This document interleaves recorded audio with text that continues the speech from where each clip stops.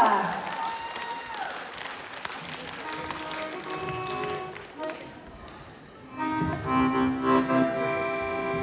Anda ben sizlerge Roza Shakirova'nın Asıl Geçim degan ırdan tartib bereyim.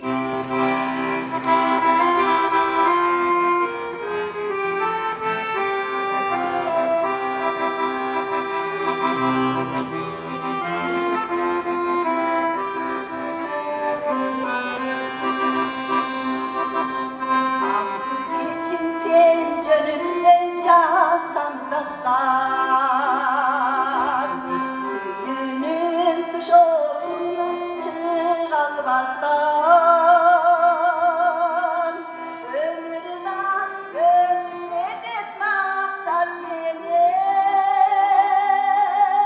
ukatsız uşaksızdı aylanmastan asıl geçim asıl geçim asıl geçim ayrı geçim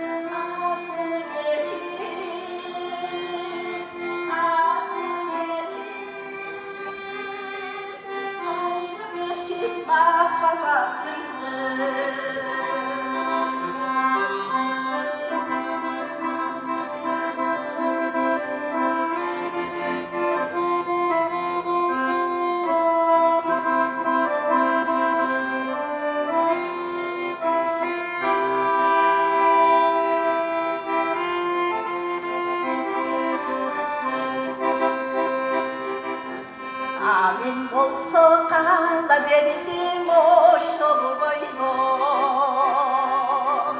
Sivri kalemlerim göz yaş dolgun. Ayağında gülüklere güdüm seni. Armağan ah yüreğim bunga dolgun. Asıl geçim,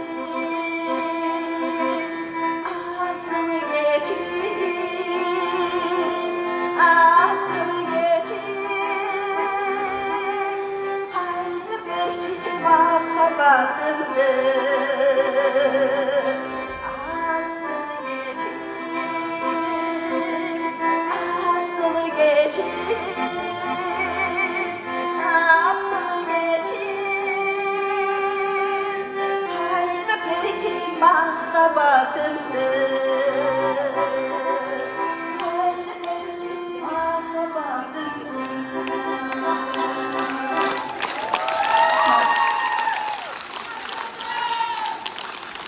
Ayla Gül Ürküt Olaycı'nın kolçalar bolsun.